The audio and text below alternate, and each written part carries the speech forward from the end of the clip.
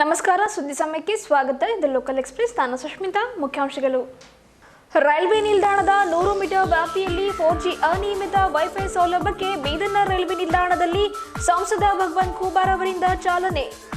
ನಗರದ ಜಿಲ್ಲಾ ರಂಗಮಂದಿರದಲ್ಲಿ ಕನ್ನಡ ಮತ್ತು ಸಂಸ್ಕೃತಿ ಇಲಾಖೆ ಬೀದರ್ ವತಿಯಿಂದ ಮಹಿಳಾ ಸಾಂಸ್ಕೃತಿಕ ಉತ್ಸವ, ನಗರಸಭೆ ಅಧ್ಯಕ್ಷೆ ಶಾಲಿನಿ ರಾಜ್ ಚಿಂತಾಮಣಿ ಅವರಿಂದ ಚಾಲನೆ.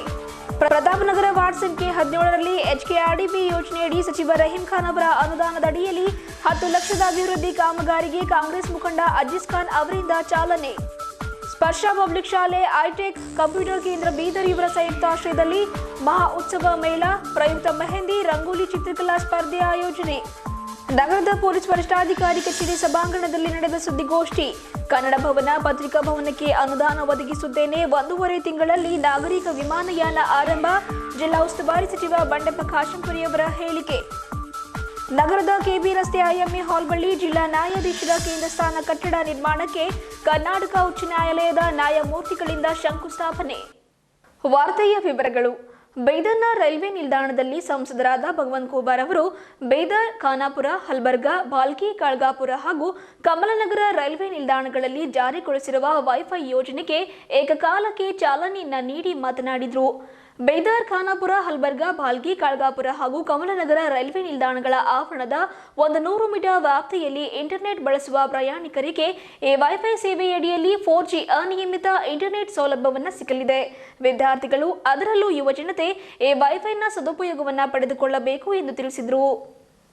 ಬೀದರ್ನ ರೈಲ್ವೆ ನಿಲ್ದಾಣದಲ್ಲಿ ಸಂಸದ ಭಗವಂತ ಖೂಬಾರ್ ಅವರು ವೈಫೈ ಯೋಜನೆಗೆ ಚಾಲನೆಯನ್ನ ನೀಡಿ ಮಾತನಾಡಿದರು. ಕಳೆದ 4.5 ವರ್ಷಗಳಲ್ಲಿ ರೈಲ್ವೆ ಇಲಾಖೆ ವತಿಯಿಂದ ಸಾಕಷ್ಟು ಜನಪರ ಯೋಜನೆಗಳು ಜಾರಿಗೊಂಡಿವೆ. ಬೋಗಿಗಳು ಮತ್ತು ನಿಲ್ದಾಣಗಳು ಸ್ವಚ್ಛವಾಗಿರುತ್ತವೆ. ಬೀದರ್ನ ರೈಲ್ವೆ ನಿಲ್ದಾಣದಲ್ಲಿ ಎಸ್ಕಲೇಟರ್ ಅಳವಡಿಸುವ ಪ್ರಸ್ತಾವನೆ ಇದ್ದು, ಕಮಲನಗರ ರೈಲ್ವೆ ನಿಲ್ದಾಣದ ಪ್ಲಾಟ್ಫಾರಂ ವಿಸ್ತರಿಸುವ ಕಾರ್ಯ ನಡೆಯುತ್ತಿದೆ ಎಂದರು. ದೇಶದಲ್ಲಿ ಇಂದು 35 ಕೋಟಿ ಜನರು ಮೊಬೈಲ್ ಬಳಸುತ್ತಿದ್ದಾರೆ.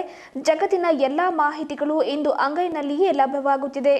ಹೀಗಾಗಿ ರೈಲ್ವೆ ಪ್ರಯಾಣಿಕರಿಗೂ ಸಾಮಾನ್ಯ ಜನರಿಗೂ ಇಂಟರ್ನೆಟ್ನ ಸೌಲಭ್ಯವನ್ನು ಒದಗಿಸಿಕೊಡುವ ನಿಟ್ಟಿನಲ್ಲಿ ಈ ಯೋಜನೆ ಜಾರಿಗೆ ತಂದಿದ್ದು, ಬೀದರ್ ಜಿಲ್ಲೆಯ ಪ್ರಯಾಣಿಕರಿಗೆ ಇಂದಿನ ದಿನ ಸುದಿನವಾಗಿದೆ. ವೈಫೈ ಯೋಜನೆ ಸದುಪಯೋಗ ಪಡೆದುಕೊಳ್ಳಬೇಕು ಎಂದು ಮನವಿಯನ್ನು ಮಾಡಿದರು. ಈ ಸಂದರ್ಭದಲ್ಲಿ ಬೀದರ್ನ ನಗರಸಭೆ ಅಧ್ಯಕ್ಷೆ ಶಾಲಿನಿ ರಾಜ್ ಚಿಂತಾಮಣಿ, ಮುಖಂಡರಾದ DK ಸಿದ್ದರಾಮ್, ಸೂರಜ್ ಸಿಂಗ್, ಚಂದ್ರಕಾಂತ್ ಪಾಟೀಲ್, ರೈಲ್ವೆ ಇಲಾಖೆ ಸಹಾಯಕ ವಿಭಾಗೀಯ ನಿಯಂತ್ರಣ ಅಧಿಕಾರಿ TH Subrahmanyam, commercial manager Sumit Sharma, commercial inspector S Shripati, engineer Srinivas ಹಾಗೂ ಮತ್ತಿತರರು ಉಪಸ್ಥಿತರಿದ್ದರು.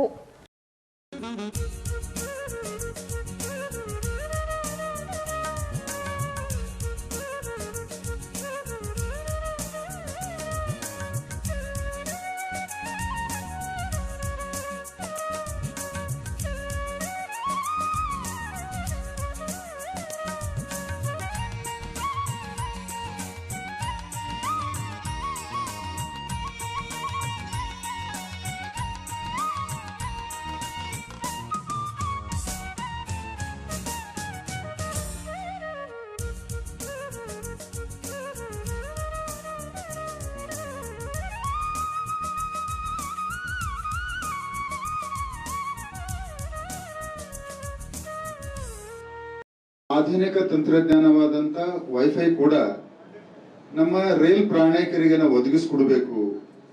ಮೊದಲು ಏನಿತ್ತು, ಕೇವಲ ಒಂದು ಅತಿ ಕಡು ಬಡವರು ಪ್ರವಾಸ ಮಾಡುವಂತದ್ದನ್ನ ನಮ್ಮ ಭಾರತೀಯರಲ್ಲಿ ಮನೋಭಾವನೆ ಆಗಿತ್ತು. ಆದ್ರೆ ರೈಲ್ವೆ ಜಗತ್ತಿನಲ್ಲಿ ಅತಿ ಸೊಫಿಸ್ಟಿಕೇಟೆಡ್ ಮೋಡ್ ಆಫ್ ಟ್ರಾವೆಲ್ ಏನಿದೆ ರೈಲ್ವೆ ಇದೆ.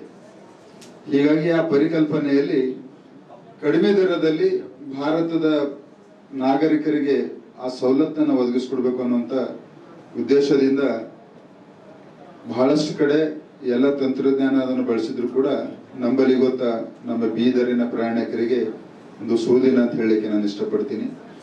ಇದ್ರ ಜೊತೆಯಲ್ಲಿ ಕಳೆದ 4.5 ವರ್ಷದಲ್ಲಿ ತಾವು ನೋಡಿರ್ಬೋದು, ಇಲ್ಲಿ ಒಂದು ಕೌಂಟರ್ ಟಿಕೆಟ್ ಕೌಂಟರ್ ಇದ್ದಿದ್ದು 2ನೇ ಕೌಂಟರ್ ಮಾಡಿದ್ದೀವಿ. ಈಗ ಎಸ್ಕಲೇಟರ್ ಕೂಡ ಇಲ್ಲಿ ಪ್ರಪೋಸಲ್ ಇದೆ, ಅದು ಕೂಡ ಸ್ಯಾಂಕ್ಷನ್ ಹಂತಕ್ಕೆ ಬರ್ತದೆ. ಕಮಲ್ನಗರ್ ಸ್ಟೇಷನ್ ನಲ್ಲಿ ಪ್ಲಾಟ್ಫಾರ್ಮ್ ಎಕ್ಸ್ಟೆನ್ಷನ್ ಆಗ್ತಾ ಇದೆ, ರೈಸ್ ಆಗ್ತಾ ಇದೆ. ಅಲ್ಲಿ ಕೂಡ ಒಂದು FOB ಫುಟ್ ಓವರ್ ಬ್ರಿಡ್ಜ್ ಕೂಡ ಅಲ್ಲಿ ನಿರ್ಮಾಣ ಆಗ್ತಾ ಇದೆ. ಆಮೇಲೆ ಬೀದರ್ ಕಲಬುರಗಿ ಲೈನ್ ಕೂಡ ಸ್ವಲ್ಪ ದಿವಸದಲ್ಲಿ ವಿದ್ಯುತ್ಕರಣ ಇದೂ ಆಗ್ತದ ಅದೂ ಆಗ್ತದ. ವಿಕಾರಾಬಾದ್ ಬರ್ಲಿನೂ ಆಗ್ತದ, ಬೀದರ್ ಗುಲ್ಬರ್ಗನೂ ಆಗ್ತದ. ಹೀಗಾಗಿ ದೇಶದಲ್ಲಿ ರೈಲ್ವೆದಲ್ಲಿ ಎಷ್ಟು ಸವಲತ್ತುಗಳನ್ನು ಕೊಡಬೇಕಾಗಿದೆ ಆ ಎಲ್ಲ ಸವಲತ್ತುಗಳು ನಮ್ಮ ಬೀದರಿಗೆ ಬರ್ತಾ ಇದ್ದೇವೆ ಅನ್ನಕ್ಕೆ ನಮ್ಮ ಬೀದರ್ ನಾಗರಿಕ ಇವತ್ತು ಸಂತೋಷದಿಂದ ಮಾತಾಡ್ಕೊಳ್ತಾ ಇದ್ದಾರಂತದನ್ನ ನಾನು ಕೇಳ್ತಾ ಇದ್ದೀನಿ. ಈ ವೈಫೈ ಸವಲತ್ತನ್ನ ಪ್ರತಿಯೊಬ್ಬ ಬಡವನ ಕೈಯಲ್ಲಿ ಕೂಡ ಇವತ್ತು ಮೊದಲು ನಾವು AC ಕೇವಲ ಶ್ರೀಮಂತರಿಗೆ ಇದೆ, ಕಾರು ಕೇವಲ ಶ್ರೀಮಂತರಿಗಿದೆ, ಗ್ಯಾಸು ಕೇವಲ ಶ್ರೀಮಂತರಿಗಿದೆ, ಮೊಬೈಲ್ ಸ್ಮಾರ್ಟ್ ಫೋನು ಬರೀ ಶ್ರೀಮಂತರಿಗಿದೆ. ಆದ್ರೆ ಕಳೆದ 4.5 ವರ್ಷದಲ್ಲಿ ಮೋದಿಯವರು ಎಲ್ಲಾ ಸವಲತ್ತುಗಳು ಬಡವರಿಗೆ ಉಚಿತವಾಗಿ ಇಲ್ಲಂದ್ರೆ ಕಡಿಮೆ ದರದಲ್ಲಿ ಒದಗಿಸಿಕೊಡುವಂತ ವ್ಯವಸ್ಥೆಯನ್ನು ಮಾಡಲಾಗಿದೆ. ಈಗ ಮೊಬೈಲ್ ಡಾಟಾ ಮೊದಲು 30 ರೂಪಾಯಿಗೆ 1 GB ಇದ್ರೆ ಇವತ್ತು ನಾವು 1 ರೂಪಾಯಿ 2 ರೂಪಾಯಿಗೆ 1 GB ಇದೆ. ಇದು ಬಡವರಿಗೆ ಪರೋಕ್ಷವಾಗಿ ಆಗುವಂತ ಲಾಭ. ಹೀಗಾಗಿ ಇಂಥ ಬಹಳಷ್ಟು ಎಲ್ಲ ಕ್ಷೇತ್ರಗಳಲ್ಲಿ ಬಡವರಿಗೆ ಅನ್ಯಾಯದಿಂದ ವಂಚನೆಯಿಂದ ನಾವು ಉಳಿಸ್ಬೇಕಾದ್ರೆ ತಂತ್ರಜ್ಞಾನಕ್ಕೆ ನಾವು ಮೊರೆ ಹೋಗ್ಲೇಬೇಕಾಗ್ತದೆ. ಆ ತಂತ್ರಜ್ಞಾನಕ್ಕೆ ಮೊರೆ ಕೇವಲ ರೈಲ್ವೆ ಇಲಾಖೆ ಅಲ್ಲ, ಭಾರತದ ಸರ್ಕಾರದ ಎಲ್ಲ ಇಲಾಖೆಗಳಲ್ಲಿಯೂ ತಂತ್ರಜ್ಞಾನನ ಬಳಸಿ ಇವತ್ತು ಡೈರೆಕ್ಟ್ ಬೆನಿಫಿಟ್ ಟ್ರಾನ್ಸ್ಫರ್ ಸುಮಾರು 90,000 ಕೋಟಿ ಹಣವನ್ನ ಭ್ರಷ್ಟಾಚಾರದಿಂದ ವಂಚನೆಯಿಂದ ಉಳಿತಾಯವಾಗಿದೆ ಕಳೆದ 4 ವರ್ಷದಲ್ಲಿ ಪ್ರತಿ ವರ್ಷಕ್ಕೆ. ಆ ಒಂದು 90,000 ಕೋಟಿ ಹಣವನ್ನ ಇನ್ನಿತರ ಬಡವರ ಕಲ್ಯಾಣಕ್ಕಾಗಿ, ಬಡವರ ಅಭಿವೃದ್ಧಿಗಾಗಿ, ಬಡವರ ಆರೋಗ್ಯಕ್ಕಾಗಿ ಬಳಸ್ಕೊಂಡಿದ್ರೆ ನಮ್ಮ ಬಡವರು ಬರುವಂತ ಕೆಲವೇ ಒಂದು ದಶಕದ ಒಳಗಡೆನೆ ಎಲ್ಲರೂ ಬಡತನ ರೇಖೆಯಿಂದ ಹೊರಗೆ ಬರ್ತಾರೆ ಅನ್ನುವಂಥದ್ದನ್ನ ನಮ್ಮ ಪ್ರಧಾನಮಂತ್ರಿ ಈ ತಂತ್ರಜ್ಞಾನವನ್ನ ನಮ್ಮ ಬೀದರ್ಗೆ ಬಂದಿದ್ದು ಕೂಡ ನಮ್ಮ ಎಲ್ಲ ಪತ್ರಕರ್ತ ಮಿತ್ರರು ಕೂಡ ಇದೊಂದು ಉಪಯೋಗ ಆಗ್ತದೆ. ಇಲ್ಲಿಂದನೇ ನೇರವಾಗಿ ನೀವು 3G ಅದನ್ನು ಉಚಿತವಾಗಿ ಉಪಯೋಗ ಮಾಡ್ಕೊಂಡು ನೀವು ರಿಪೋರ್ಟ್ ಕಳಿಸಬಹುದು. ಅರೌಂಡ್ 200-400 ಮೀಟರ್ಸ್ ಹೇಗೆ 100 meters. Center से 100 meters, 100-200 meters. Radius 100 meters. 100 meters. ಎಷ್ಟು GB कितना? GB restriction ಏನಿಲ್ಲ ಸರ್. ರೆಸ್ಟ್ರಿಕ್ಷನ್ ಏನಿಲ್ಲ, ಸಂಪೂರ್ಣವಾಗಿ ಉಚಿತವಾಗಿ. 3G or 4G? 4G speed. 4G. Password ಏನಿಲ್ಲ, ಅದು ಒಂದು ರೈಲ್ ವೈರ್ ಅಂತ ಒಂದು ನಿಮ್ಮಲ್ಲಿ ಬಂತಲ್ಲ, ಅದ್ರಲ್ಲಿ ನಿಮ್ಮ ಮೊಬೈಲ್ ನಂಬರ್ ಹಾಕಿದ್ರೆ ಅದು ನಿಮ್ಗೊಂದು OTP ಕೊಡ್ತದೆ. OTP ಹಾಕಿದ ತಕ್ಷಣ ನಿಮಗೆ ಕನೆಕ್ಟ್ ಆಗಿಬಿಡ್ತದೆ. ನಗರದ ಜಿಲ್ಲಾ ರಂಗಮಂದಿರದಲ್ಲಿ ಕನ್ನಡ ಮತ್ತು ಸಂಸ್ಕೃತಿ ಇಲಾಖೆ ಬೀದರ್ ವತಿಯಿಂದ ಮಹಿಳಾ ಸಾಂಸ್ಕೃತಿಕ ಉತ್ಸವ ಆಯೋಜನೆಯನ್ನ ಮಾಡಿದ್ದು, ನಗರಸಭೆಯ ಹಂಗಾಮಿ ಅಧ್ಯಕ್ಷರಾದ ಶಾಲಿನಿ ರಾಜ್ ಚಿಂತಾಮಣಿ ಅವರು ಜ್ಯೋತಿಯನ್ನ ಬೆಳಗಿಸುವ ಮೂಲಕವಾಗಿ ಈ ಉತ್ಸವಕ್ಕೆ ಚಾಲನೆಯನ್ನ ನೀಡಿದರು. ಉತ್ಸವದಲ್ಲಿ ಜಿಲ್ಲೆಯ ವಿವಿಧ ಭಾಗಗಳಿಂದ ಆಗಮಿಸಿದ್ದ ಮಹಿಳೆಯರು ವೈವಿಧ್ಯಮಯ ಕಲಾ ಪ್ರದರ್ಶನಗಳನ್ನು ನೀಡುವ ಮೂಲಕವಾಗಿ ತಮ್ಮಲ್ಲಿ ಇರುವ ಪ್ರತಿಭೆಯನ್ನು ಅನಾವರಣಗೊಳಿಸಿದರು. ರಂಗೋಲಿಯಲ್ಲಿ ಮೂಡಿಬಂದ ಬಣ್ಣ ಬಣ್ಣದ ಚಿತ್ರಗಳು, ಕಿವಿಗೆ ಮುದ ನೀಡುವ ಗೀತೆಗಳು, ಜೀವನ ಪದ್ಧತಿ ತಿಳಿಸಿಕೊಡುವ ರೂಪಕಗಳು ರಂಗಮಂದಿರದ ವೇದಿಕೆಯನ್ನ ಮೆರುಗು ತಂದುಕೊಟ್ಟಿದ್ದವು. ಮಹಿಳಾ ಸಂಸ್ಕೃತಿ ಉತ್ಸವದ ಅಂಗವಾಗಿ ಜಿಲ್ಲಾ ರಂಗಮಂದಿರದಲ್ಲಿ ಆಯೋಜನೆ ಮಾಡಿದ ರಂಗೋಲಿ ಸ್ಪರ್ಧೆಯಲ್ಲಿ 22 ಮಹಿಳೆಯರು ಪಾಲ್ಗೊಂಡು ತಮ್ಮ ಪ್ರತಿಭೆಯನ್ನು ಪ್ರದರ್ಶಿಸಿದರು. ಪ್ರತಿಯೊಬ್ಬರೂ ಕಲೆಯನ್ನ ಭಿನ್ನವಾಗಿ ಅನಾವರಣಗೊಳಿಸಿ ಪ್ರೇಕ್ಷಕರ ಗಮನ ಸೆಳೆದರು. ಸಾವಿರಾರು ಮಕ್ಕಳಿಗೆ ಅನ್ನ ಹಾಗೂ ಅಕ್ಷರ ದಾಸೋಹ ಮಾಡಿದ ಶಿವಕುಮಾರ ಸ್ವಾಮೀಜಿಯವರ ಭಾವಚಿತ್ರ ಸಹ ವಿಭಿನ್ನ ರೀತಿಯಲ್ಲಿ ಮೂಡಿಬಂದಿತು. ಗಾನಕೋಗಿಲೆ ಲತಾ ಮಂಗೇಶ್ಕರ್, ಮಹಾತ್ಮ ಗಾಂಧಿ ಭಾವಚಿತ್ರಗಳು ರಂಗೋಲಿಯಲ್ಲಿ ಅರಳಿದವು. ಹೆಣ್ಣು ಭ್ರೂಣ ಹತ್ಯೆ ತಡೆ ಹಾಗೂ ಹೆಣ್ಣು ಮಗು ಉಳಿಸಿ ಜಾಗೃತಿ ಮೂಡಿಸುವ ರಂಗೋಲಿಗಳು ಗಮನ ಸೆಳೆದವು. ಮಹಿಳೆಯೊಬ್ಬರು ಸಾಂಪ್ರದಾಯಿಕ ಶೈಲಿಯಲ್ಲಿಯೇ ಬೇಟಿ ಬಚಾವೋ ಬೇಟಿ ಪಡಾವೋ ಘೋಷಣೆ ಅಡಿಯಲ್ಲಿ ರಂಗೋಲಿಯ ಚಿತ್ತಾರವನ್ನು ಮೂಡಿಸಿದರು. ಅದರಂತೆ ಕಲಾವಿದೆ ರೇಖಾ ಸೌದಿಯವರ ಜಾನಪದ ಗಾಯನದ ಮೂಲಕ ಸಾಂಸ್ಕೃತಿಕ ಕಾರ್ಯಕ್ರಮಗಳು ಆರಂಭಗೊಂಡವು. ಅವರು ಹಾಡಿದ ಸೋಜುಗನ ಸೂಚಿ ಮಲ್ಲಿಗೆ, ಮಾದೇವ್ ನಿಮ್ಮ ಮಾಂಡಿ ಮ್ಯಾಲೆ ದಂಡು ಮಲ್ಲಿಗೆ, ನೆಂಬಿಯ ಬನಾದ ಮಾಲನ, ಚಂದ್ರಮ್ಮ ಚಂದಾಡಿದ, ಕೋಡುಗನ ಕೋಳಿ ನುಂಗಿತ ಗೀತೆಗಳು ಸಭಿಕರ ಮನ ರಂಜಿಸಿದವು. ಕಾರ್ಯಕ್ರಮವನ್ನು ಉದ್ಘಾಟಿಸಿ ನಗರಸಭೆಯ ಅಧ್ಯಕ್ಷೆಯಾಗಿರುವ ಶಾಲಿನಿ ರಾಜ್ ಚಿಂತಾಮಣಿ ಅವರು ಮಾತನಾಡಿದರು. ಹಳ್ಳಿಗಳಲ್ಲಿ ಮಹಿಳೆಯರು ಇಂದಿಗೂ ಜಾನಪದ ಹಾಡುಗಳನ್ನು ಹಾಡುವುದರಿಂದಲೇ ನಮ್ಮ ಸಂಸ್ಕೃತಿ ಹಾಗೂ ಸಂಪ್ರದಾಯ ಜೀವಂತವಾಗಿದೆ. ಮಹಿಳೆಗೆ ಪುರುಷನಷ್ಟೇ ಸಾಮರ್ಥ್ಯ ಇದ್ದು ಅಂತೆಯೇ ಎಲ್ಲ ಕ್ಷೇತ್ರಗಳಲ್ಲಿಯೂ ಗುರುತಿಸಿಕೊಂಡಿದ್ದಾಳೆ. ಇಂತಹ ವೇದಿಕೆಗಳನ್ನು ಕಲ್ಪಿಸಿಕೊಡುವ ಮೂಲಕ ಪ್ರತಿಭೆಯ ಅನಾವರಣಕ್ಕೆ ಅವಕಾಶ ಮಾಡಿಕೊಡುವ ಅಗತ್ಯವಿದೆ ಎಂದು ತಿಳಿಸಿದರು. ನಾನು ರಾಜಕೀಯಕ್ಕೆ ಬರಲಿಲ್ಲ, ಚುನಾವಣೆಯಲ್ಲಿ ಸ್ಪರ್ಧಿಸುವ ಅವಕಾಶ ದೊರೆಯಿತು. ಹಾಗಾಗಿ ಅದನ್ನು ಸಮರ್ಥವಾಗಿ ಬಳಸಿಕೊಂಡು ನಗರಸಭೆಯ ಅಧ್ಯಕ್ಷೆಯಾಗಿದ್ದೇನೆ. ಈ ಹುದ್ದೆಯನ್ನು ಅಚ್ಚುಕಟ್ಟಾಗಿ ನಿರ್ವಹಿಸಿದ್ದೇನೆ ಎಂದು ತಿಳಿಸಿದರು. ಇವತ್ತು ಇಲ್ಲಿ ರಂಗಮಂದಿರದಲ್ಲಿ ನೋಡಿದ್ರೆ ಎಲ್ಲ ನಮ್ಮ ಮಹಿಳೆಯರು ತುಂಬಿ ಹೆಚ್ಚಾಗಿ ಮೀನ್ಸ್ ಜಾಸ್ತಿ ಆಗಿದೆ. ಕೂತ್ಕೊಳ್ಳೋಕ್ಕೆ ಸೀಟ್ಸ್ನೂ ಇಲ್ಲ, ಕೆಳಗಡೆನೂ ಕೂತಿದ್ದಾರೆ ಫ್ಲೋರ್ ಮೇಲೆ. ಆದರೆ ಇದರಿಂದ ಗೊತ್ತಾಗುತ್ತೆ ನಮ್ಮ ಮಹಿಳೆಯರು ಎಷ್ಟು ಸ್ಟ್ರಾಂಗ್ ಆಗಿದ್ದೀವಿ ಅಂತ. ಪ್ರತಿಯೊಂದು ಗ್ರಾಮದಿಂದ ಬಂದಿದ್ದ ಜಾನಪದ ಮತ್ತು ಎಲ್ಲ ಕಲಾವಿದರು ಇಲ್ಲಿ ಪ್ರೆಸೆಂಟ್ ಇದ್ದಾರೆ. ನೀವೆಲ್ಲ ಇವತ್ತು ಕಲ್ಚರಲ್ ಆ್ಯಕ್ಟಿವಿಟೀಸ್ನಲ್ಲಿ ಪಾರ್ಟಿಸಿಪೇಟ್ ಮಾಡ್ತಾ ಇದ್ದೀರಿ. ಸ್ತ್ರೀ ಅಂದರೆ ಸೃಷ್ಟಿ. ಆ್ಯಕ್ಚುಲಿ ಸ್ತ್ರೀ ಇಲ್ಲೋದ್ರೆ ಏನೂ ಇಲ್ಲ, ಜಗತ್ತೇ ಇಲ್ಲ. ನಾವೇ ವಿಚಾರ ಮಾಡಿದ್ರೆ ಸ್ತ್ರೀಯರು ಇವತ್ತು ನಾಳೆ ಮಹಿಳೆಯರು ಎಷ್ಟು ಮುಂದೆ ಹೋಗ್ತಾ ಇದ್ದೀವಿ. ಈಗ ನಮ್ಮ ಇಂಡಿಯಾದ ಡಿಫೆನ್ಸ್ ಮಿನಿಸ್ಟರ್ನು ಒಂದು ವುಮೆನ್ ಇದ್ದಾರೆ. ಡಿಫೆನ್ಸ್ ಅಂದರೆ ನಮ್ಗೆ actually we are afraid of that. ಹೌದಾ? ಪ್ರತಿಯೊಂದು ಫೀಲ್ಡ್ನಲ್ಲಿ ನಾವು ನೋಡ್ತಾ ಇದ್ದೀವಿ ಈಗ.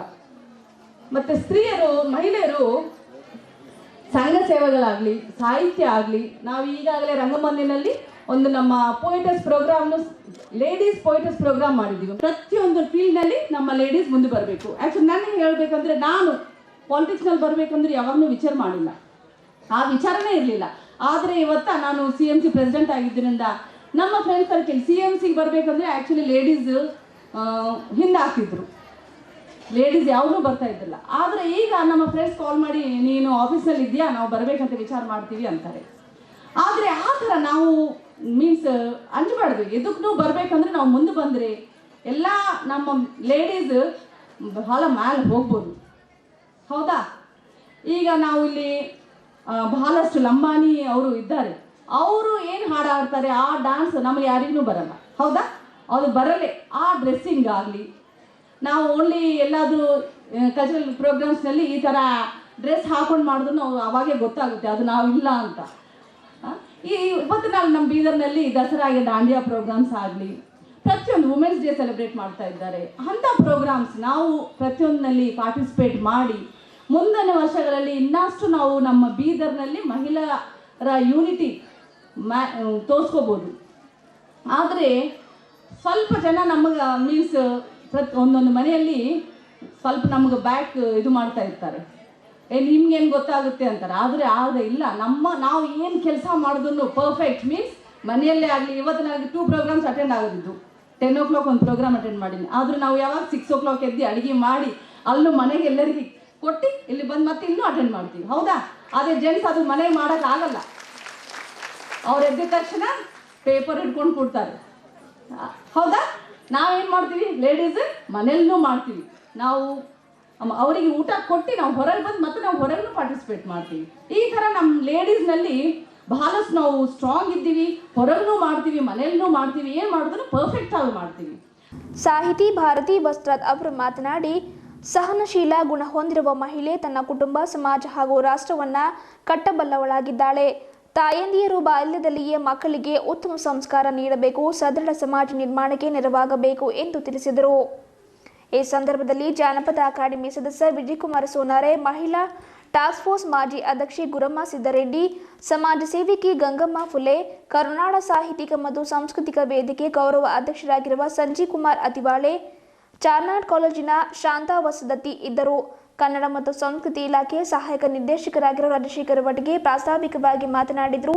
ಶಿಕ್ಷಕಿ ಶ್ರೀದೇವಿ ಪಾಟೀಲ್ ನಿರೂಪಣೆಯನ್ನು ಮಾಡಿದರೆ, ಪ್ರಿಯಾ ಲಾಂಜ್ವಾಡ್ಕರ್ ಅವರು ವಂದನಾರ್ಪಣೆಯನ್ನು ಸಲ್ಲಿಸಿದರು.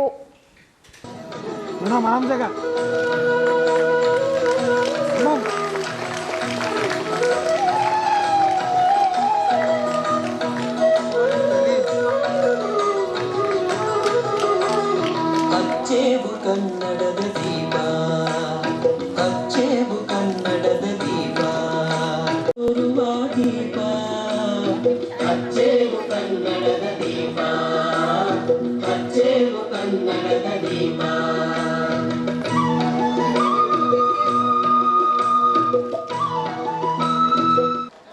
ಅದೇ ಪ್ರಕಾರವಾಗಿ ಕಾರ್ಯಕ್ರಮವನ್ನು ದೀಪ ಪ್ರಜ್ವಲನೆ ಮಾಡುವುದರ ಜೊತೆಗೆ ವಿದ್ಯುಕ್ತವಾಗಿ ಚಾಲನೆಯನ್ನು ನೀಡಲು ವೇದಿಕೆ ಮೇಲೆ ಆಸೀನರಾದಂಥ ಬೀದರ್ ಜಿಲ್ಲೆಯ ಹಿರಿಯ ಸಾಹಿತಿಗಳು, ಕನ್ನಡ ಮತ್ತು ಟಾಸ್ಕ್ ಫೋರ್ಸ್ ಬೆಂಗಳೂರಿನ ಶ್ರೀಮತಿ ಗುರಮ್ಮ ಸಿದ್ದಾರೆಡ್ಡಿ ಮೇಡಮ್ ಅವರನ್ನು ಕೂಡ ಕನ್ನಡ ಮತ್ತು ಸಂಸ್ಕೃತಿ ಇಲಾಖೆ ಹಾಗೂ ತಮ್ಮೆಲ್ಲರ ಪರವಾಗಿ ನಾನು ಹಾರ್ದಿಕವಾದ ಸ್ವಾಗತವನ್ನು ಕೋರ್ತಾ ಇದ್ದೇನೆ.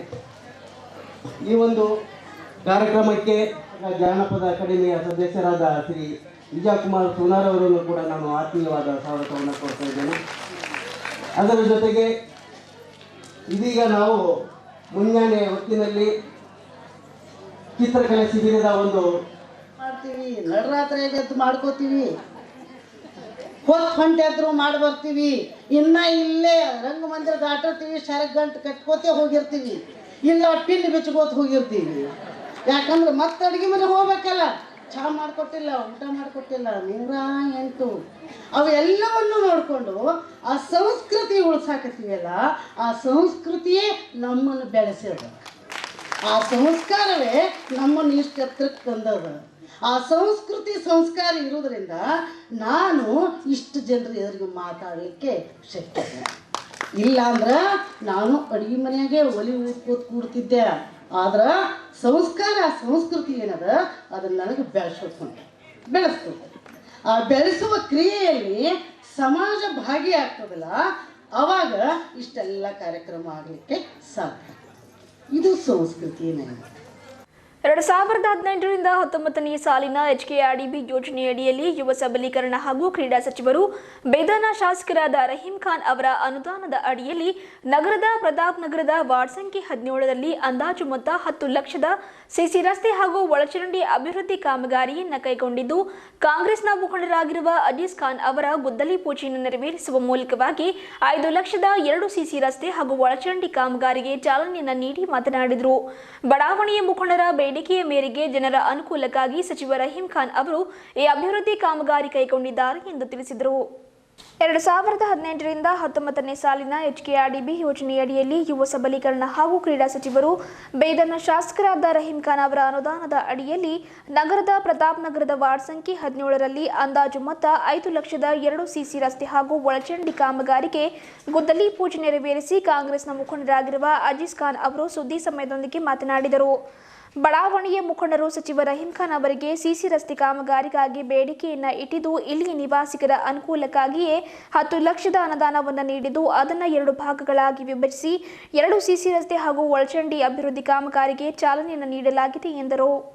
ನಮ್ಮ ಸ್ವಾಮಿ ಕೌನ್ಸಿಲರ್ ಅವರಿಗೆ ಬಹಳ ಧನ್ಯವಾದಗಳು ಮತ್ತು ನಮ್ಮ ವೀರ್ ಶೆಟ್ಟಿ ಕೌನ್ಸಿಲರ್ ಅವರಿಗೆ ಬಹಳ ಧನ್ಯವಾದಗಳು. ಅವರು ಬಹಳ ಬಂದು ಕಷ್ಟಪಟ್ಟೆ MLA ಸಾಬ್ ಮಿನಿಸ್ಟರ್ ರಹೀಂ ಖಾನ್ ಅವರು 10 ಲಕ್ಷ ಇದು ಅನುದಾನ ಇಟ್ಟಿದ್ದಾರೆ.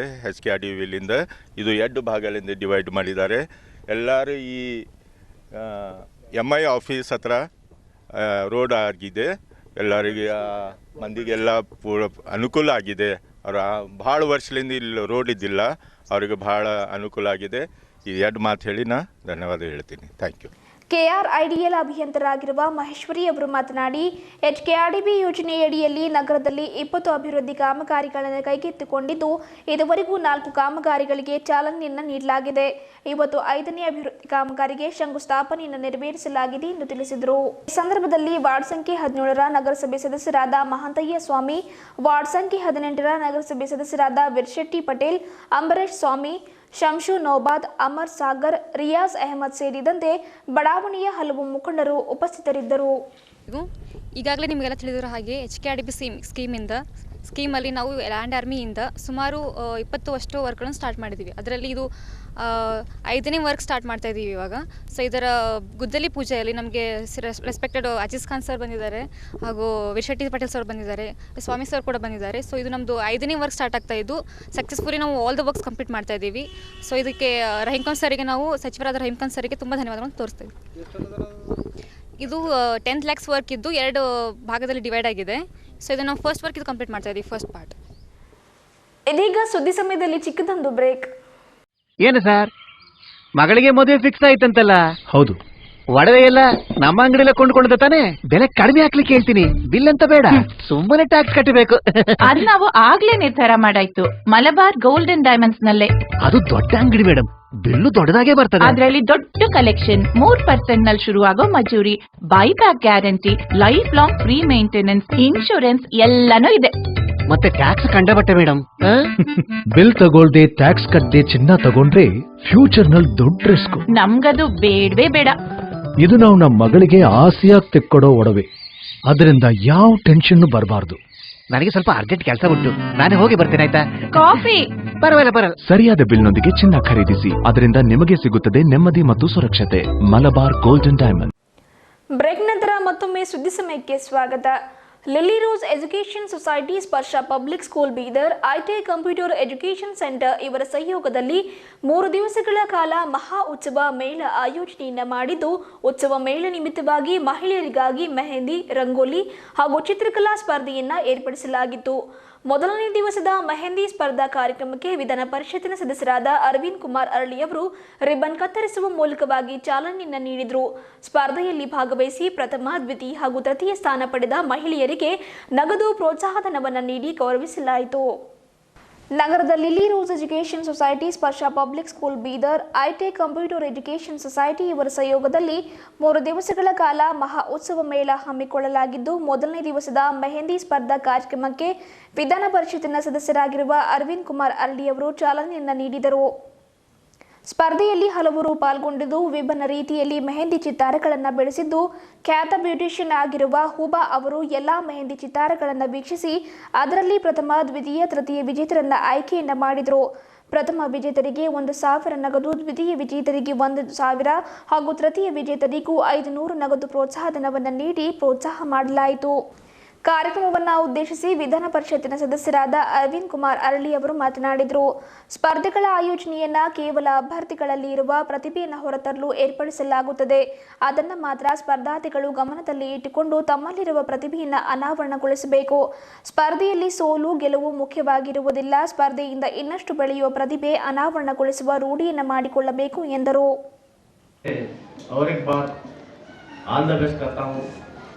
क्योंकि इसमें जीत हार का मायना नहीं रखता, आप पार्टिसिपेट कर रहे हैं, यही बड़ी बात है. आप बाहर आके जो कंपटीशन कर रहे हैं वही बड़ी बात है. वही कंपटीशन ही आपका जीत है. जीतना कोई अब कोई जीतने में कोई 1-2 आ सकते हैं, बाकी के लोग नाराज नहीं होना चाहिए. और जो जीते हैं उनसे आप कंपटीशन करना, वैर पर नहीं करना, तो मुखालिफ नहीं करना, क्योंकि हमको उनसे भी आगे बढ़ना है. ये सोच के आप और ज़्यादा मेहनत करके और मेहंदी में ज़्यादातर रंग लाना चाहिए आप भी, और बहुत खुशी से ये काम करना चाहिए. अब इसमें कोई हमारा दोस्त है तो वो ज़्यादा अच्छा है तो उससे जलना नहीं, आप उससे भी ज़्यादा करने का सोच रखना चाहिए, और दूसरा कुछ नहीं. और यहाँ पे रंगोली के अलावा दूसरा रंगोली और मेहंदी ड्राइंग कर रखे हैं, बहुत बढ़िया बात है. ये आम खास हमारे हिंदुस्तानी के एक रंगोली हो या मेहंदी हो या ड्राइंग का हो, पिछले ज़माने भी ये था, अभी भी हमारे पास संस्कृति बचा हुआ है.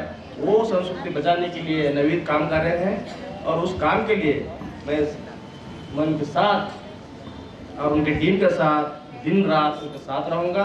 उनको तन मन से मैं सपोर्ट दूंगा.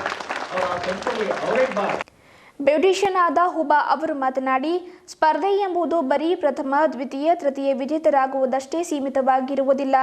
ವಿಜೇತರಿಗೆ ಬಿಟ್ಟು ಇನ್ನುಳಿದ ಸ್ಪರ್ಧಾರ್ಥಿಗಳಿಗೆ ಇನ್ನಷ್ಟು ಅವಕಾಶಗಳು ಇದ್ದು, ಅದರಲ್ಲೂ ಭಾಗವಹಿಸಿ ಒಳ್ಳೆಯ ರೀತಿಯಲ್ಲಿ ಪರಿಶ್ರಮಿಸಿ ತಮ್ಮಲ್ಲಿರುವ ಪ್ರತಿಭೆಯನ್ನು ತೋರಿಸಬೇಕು.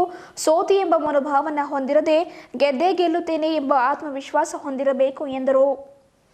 ಐಟಿ ಕಂಪ್ಯೂಟರ್ ಎಜುಕೇಷನ್ ಸೊಸೈಟಿ ನಿರ್ದೇಶಕರಾಗಿರುವ ಮೊಹಮ್ಮದ್ ನಾವಿಕ್ ಅಹಮದ್ ಅವರು ಮಾತನಾಡಿದರು.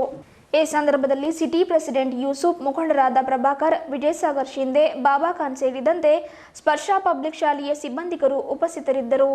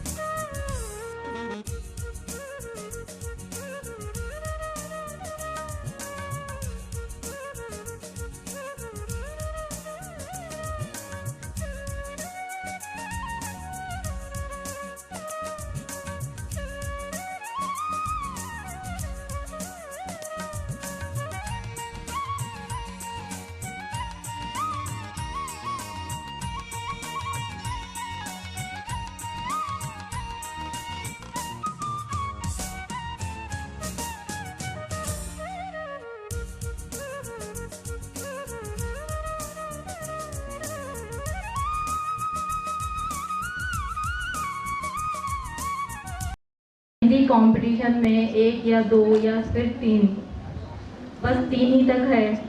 तो बाकी सब लोग, सर ने जो बात बताई बहुत अच्छी है, करोड़ों में एक बात बताया वो ये बोल रहे हैं कि कंपटीशन तो 3 लोगों के लिए ही है, बाकी सब लोग बाद में उनको अपने दिल से अच्छे से और मेहनत करके वो आगे आए।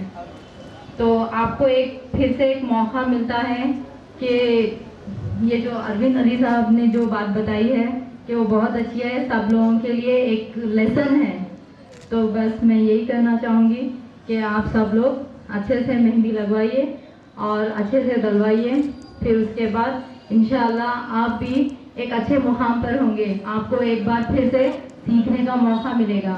Thank you so much. उसको सक्सेसफुल करने के वास्ते आप लोग क्या है कंपटीशन में, ये कंपटीशन का मकसद क्या है, जो भी लोग घर पे है, जो एजुकेशन वाले नॉन एजुकेशन वाले हैं, वो लोग को पॉपुलैरिटी मिलना, वो टॉप 10 को चुनने का है, उनको इंटरनेशनल IAS और रजिस्ट्रेशन देने का है, जिससे आपको फ्यूचर में सपोर्ट हो ना। इससे पहले ऐसा कंपटीशन कभी देखेंगे आप ना, इंशाल्लाह इसके बाद कभी देखने को ऐसा मिलेगा जो रोड शो होने वाला है।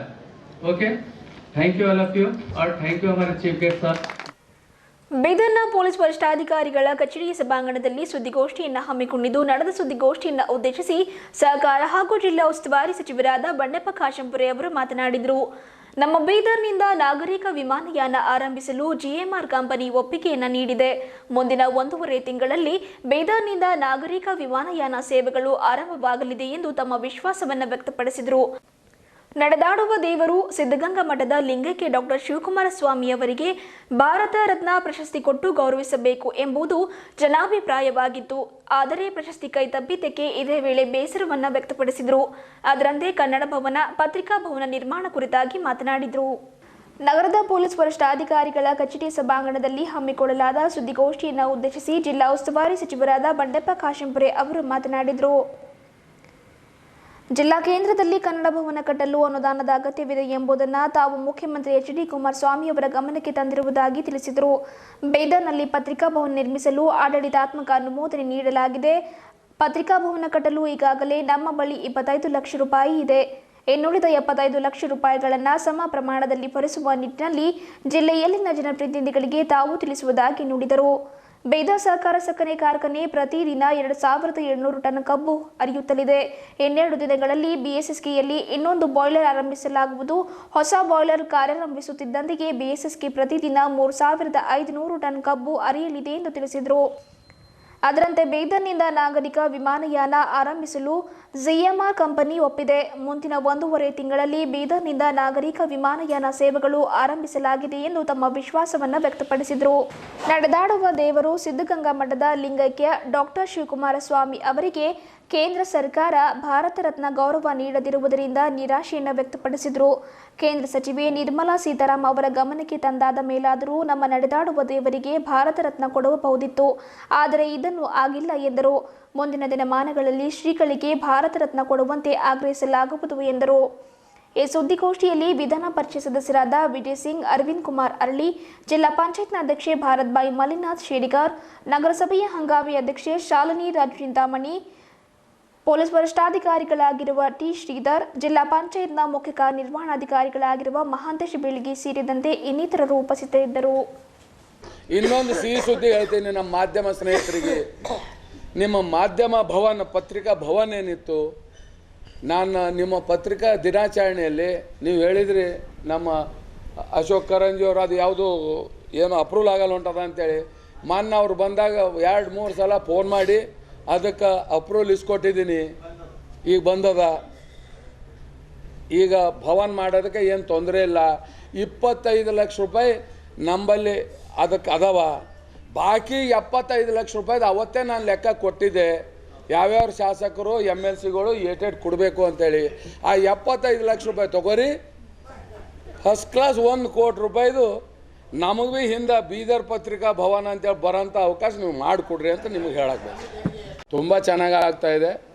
ಎಲ್ಲದಕ್ಕಿಂತ ಇಂಪಾರ್ಟೆಂಟ್ BSSKದು ಏನಂತಂದರೆ ನಿಜಕ್ಕೂ ನಾನು ಹೆಮ್ಮೆ ಪಡಬೇಕು. ನಾನು ಮಾನ್ಯ ಮುಖ್ಯಮಂತ್ರಿಗೆ ಮಾನ್ಯ ಫೈನಾನ್ಸು ನಮ್ಮ ಮೀಟಿಂಗ್ನಲ್ಲಿ ಹೇಳಿದೆ, ಯಾವ ಅಧಿಕಾರಿನೂ 3 ಕೋಟಿ ಬೇಕು ಇದಕ್ಕೆ ರಿಪೇರಿಗೆ ಅಂತ ಹೇಳಿದರು.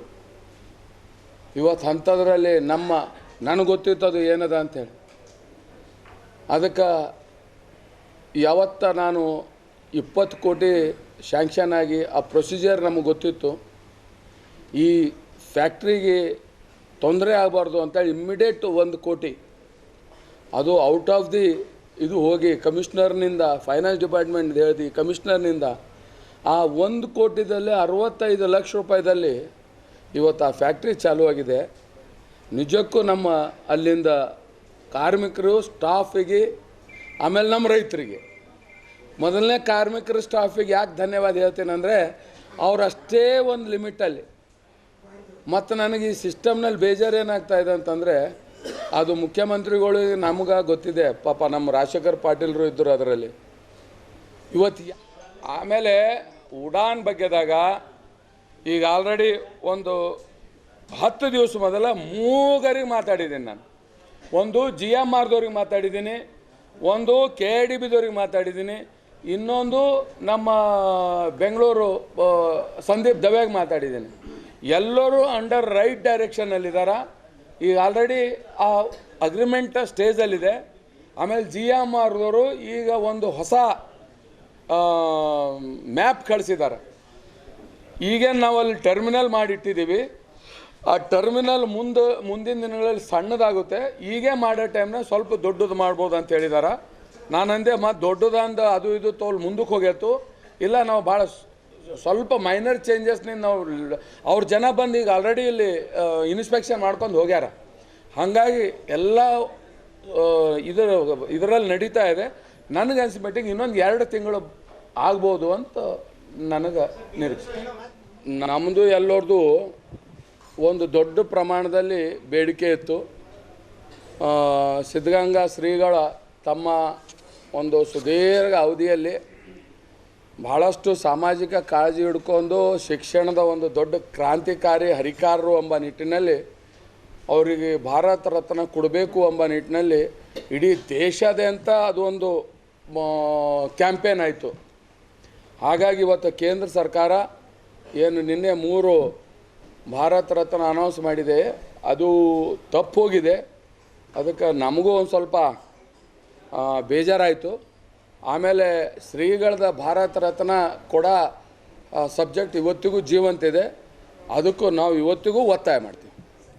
ಬೀದರ್ನ ಕೆಬಿ ರಸ್ತೆಯ IMA ಹಾಲ್ ಬಳಿ ಜಿಲ್ಲಾ ನ್ಯಾಯಾಧೀಶರ ಕೇಂದ್ರ ಸ್ಥಾನ ಕಟ್ಟಡ ನಿರ್ಮಾಣ ಕಾಮಗಾರಿಯ ಶಂಕುಸ್ಥಾಪನೆಯನ್ನು ಹಮ್ಮಿಕೊಂಡಿದ್ದು, ಕರ್ನಾಟಕ ಉಚ್ಚ ನ್ಯಾಯಾಲಯ ಆಡಳಿತಾತ್ಮಕ ನ್ಯಾಯಮೂರ್ತಿಗಳಾಗಿರುವ SJ ಪಂಡಿತ್ ಅವರು ಗುದ್ದಲಿ ಪೂಜೆಯನ್ನು ನೆರವೇರಿಸುವ ಮೂಲಕವಾಗಿ ನೂತನ ಜಿಲ್ಲಾ ನ್ಯಾಯಾಧೀಶರ ಕೇಂದ್ರ ಸ್ಥಾನ ಕಟ್ಟಡ ನಿರ್ಮಾಣಕ್ಕೆ ಚಾಲನೆಯನ್ನು ನೀಡಿದರು. ನಂತರ ಜಿಲ್ಲಾ ಮತ್ತು ಸತ್ರ ನ್ಯಾಯಾಧೀಶರಾಗಿರುವ ಶ್ರೀಮತಿ ಮನುಗುಳಿ ಪ್ರೇಮಾವತಿ ಹಾಗೂ ಉಚ್ಚ ನ್ಯಾಯಾಲಯದ ನ್ಯಾಯಮೂರ್ತಿಗಳು ಕಟ್ಟಡ ನಿರ್ಮಾಣದ ನೀಲಿನಕ್ಷೆಯ ವೀಕ್ಷಣೆ ಪರಿಶೀಲನೆಯನ್ನು ಮಾಡಿದರು. ನಗರದ ಕೆಬಿ ರಸ್ತೆಯ IMA ಹಾಲ್ ಬಳಿ ಜಿಲ್ಲಾ ನ್ಯಾಯಾಧೀಶರ ಕೇಂದ್ರ ಸ್ಥಾನದ ಕಟ್ಟಡ ನಿರ್ಮಾಣಕ್ಕೆ ಶಂಕುಸ್ಥಾಪನೆಯನ್ನು ಹಮ್ಮಿಕೊಂಡಿದ್ದು, ಕರ್ನಾಟಕ ಉಚ್ಚ ನ್ಯಾಯಾಲಯದ ಆಡಳಿತಾತ್ಮಕ ನ್ಯಾಯಮೂರ್ತಿಗಳಾಗಿರುವ SJ ಪಂಡಿತ್ ಅವರು ವಿಧಿವಿಧಾನ ಮೂಲಕ ಭೂಮಿ ಪೂಜೆ ಮಾಡುವ ಮೂಲಕ ಗುದ್ದಲಿ ಪೂಜೆ ನೆರವೇರಿಸಿ ನೂತನ ಜಿಲ್ಲಾ ನ್ಯಾಯಾಧೀಶರ ಕೇಂದ್ರ ಸ್ಥಾನ ಕಟ್ಟಡ ನಿರ್ಮಾಣಕ್ಕೆ ಚಾಲನೆಯನ್ನು ನೀಡಿದರು. ನಂತರ ನ್ಯಾಯಮೂರ್ತಿಗಳಾದ SJ ಪಂಡಿತ್ ಹಾಗೂ ಜಿಲ್ಲಾ ಪ್ರಧಾನ ಮತ್ತು ಸತ್ರ ನ್ಯಾಯಾಧೀಶರಾಗಿರುವ ಶ್ರೀಮತಿ ಮನುಗುಳಿ ಪ್ರೇಮಾವತಿಯವರು ಕಟ್ಟಡ ನಿರ್ಮಾಣಗಳ ನೀಲಿನಕ್ಷೆಯನ್ನು ವೀಕ್ಷಿಸಿ ಕಟ್ಟಡ ನಿರ್ಮಾಣದ ಕುರಿತಾಗಿ ಮಾಹಿತಿಯನ್ನು ಪಡೆದುಕೊಂಡರು. ಈ ಸಂದರ್ಭದಲ್ಲಿ ಹೆಚ್ಚುವರಿ ಜಿಲ್ಲಾ ಮತ್ತು ಸತ್ರ ನ್ಯಾಯಾಧೀಶರಾದ ಚಂದ್ರಶೇಖರ್ ರೆಡ್ಡಿ, ಹಿರಿಯ ಸಿವಿಲ್ ನ್ಯಾಯಾಧೀಶರಾಗಿರುವ R ರಾಘವೇಂದ್ರ, ಬಸವ ಕಲ್ಯಾಣದ 2ನೇ ಹೆಚ್ಚುವರಿ ಜಿಲ್ಲಾ ಮತ್ತು ಸತ್ರ ನ್ಯಾಯಾಧೀಶರಾಗಿರುವ ಹನುಮಯ್ಯ ಸೇರಿದಂತೆ ಹಲವು ನ್ಯಾಯಾಧೀಶರು, ಸಿಬ್ಬಂದಿ ವರ್ಗದವರು ಉಪಸ್ಥಿತರಿದ್ದರು.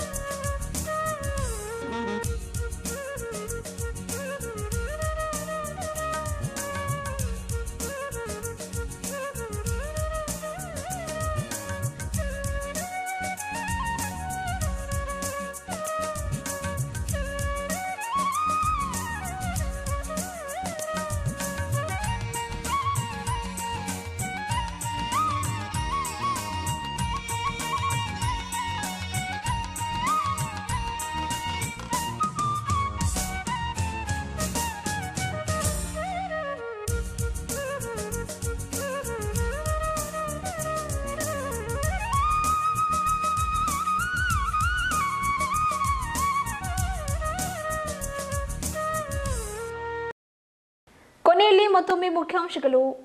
ರೈಲ್ವೆ ನಿಲ್ದಾಣದ 100 ಮೀಟರ್ ವ್ಯಾಪ್ತಿಯಲ್ಲಿ 4G ಅನಿಯಮಿತ ವೈಫೈ ಸೌಲಭ್ಯಕ್ಕೆ ಬೀದರ್ನ ರೈಲ್ವೆ ನಿಲ್ದಾಣದಲ್ಲಿ ಸಂಸದ ಭಗವಂತ್ ಖೂಬಾರ್ ಅವರಿಂದ ಚಾಲನೆ. ನಗರದ ಜಿಲ್ಲಾ ರಂಗಮಂದಿರದಲ್ಲಿ ಕನ್ನಡ ಮತ್ತು ಸಂಸ್ಕೃತಿ ಇಲಾಖೆ ಬೀದರ್ ವತಿಯಿಂದ ಮಹಿಳಾ ಸಾಂಸ್ಕೃತಿಕ ಉತ್ಸವ, ನಗರಸಭೆ ಅಧ್ಯಕ್ಷೆ ಶಾಲಿನಿ ರಾಜ್ ಚಿಂತಾಮಣಿ ಅವರಿಂದ ಚಾಲನೆ. ಪ್ರತಾಪನಗರ ವಾರ್ಡ್ ಸಂಖ್ಯೆ 17ರಲ್ಲಿ HKRDP ಯೋಜನೆಯಡಿ ಸಚಿವ ರಹೀಂ ಖಾನ್ ಅವರ ಅನುದಾನದ ಅಡಿಯಲ್ಲಿ 10 ಲಕ್ಷದ ಅಭಿವೃದ್ಧಿ ಕಾಮಗಾರಿಗೆ ಕಾಂಗ್ರೆಸ್ ಮುಖಂಡ ಅಜೀಜ್ ಖಾನ್ ಅವರಿಂದ ಚಾಲನೆ. ಸ್ಪರ್ಶ ಪಬ್ಲಿಕ್ ಶಾಲೆ, ಐಟೆಕ್ ಕಂಪ್ಯೂಟರ್ ಕೇಂದ್ರ ಬೀದರ್ ಇವರ ಸಂಯುಕ್ತಾಶ್ರಯದಲ್ಲಿ ಮಹಾ ಉತ್ಸವ ಮೇಳ, ಪ್ರಯುಕ್ತ ಮೆಹಂದಿ ರಂಗೋಲಿ ಚಿತ್ರಕಲಾ ಸ್ಪರ್ಧೆ ಆಯೋಜನೆ. ನಗರದ ಪೊಲೀಸ್ ವರಿಷ್ಠಾಧಿಕಾರಿ ಕಚೇರಿ ಸಭಾಂಗಣದಲ್ಲಿ ನಡೆದ ಸುದ್ದಿಗೋಷ್ಠಿ. ಕನ್ನಡ ಭವನ, ಪತ್ರಿಕಾ ಭವನಕ್ಕೆ ಅನುದಾನ ಒದಗಿಸುತ್ತೇನೆ, 1.5 ತಿಂಗಳಲ್ಲಿ ನಾಗರಿಕ ವಿಮಾನಯಾನ ಆರಂಭ, ಜಿಲ್ಲಾ ಉಸ್ತುವಾರಿ ಸಚಿವ ಬಂಡೆಪ್ಪ ಕಾಶೆಂಪುರಿ ಅವರ ಹೇಳಿಕೆ. ನಗರದ ಕೆಬಿ ರಸ್ತೆ IMA ಹಾಲ್ ಬಳಿ ಜಿಲ್ಲಾ ನ್ಯಾಯಾಧೀಶರ ಕೇಂದ್ರ ಸ್ಥಾನ ಕಟ್ಟಡ ನಿರ್ಮಾಣಕ್ಕೆ ಕರ್ನಾಟಕ ಉಚ್ಚ ನ್ಯಾಯಾಲಯದ ನ್ಯಾಯಮೂರ್ತಿಗಳಿಂದ ಶಂಕುಸ್ಥಾಪನೆ. ಇದುವರೆಗೂ ಸುದ್ದಿ ಕೊಟ್ಟಿರುವ ನಾನು ಸುಷ್ಮಿತಾ. ಮತ್ತೆ ಮುಂದಿನ ಸುದ್ದಿಯೊಂದಿಗೆ ಭೇಟಿಯಾಗೋಣ. ವಂದನೆಗಳು.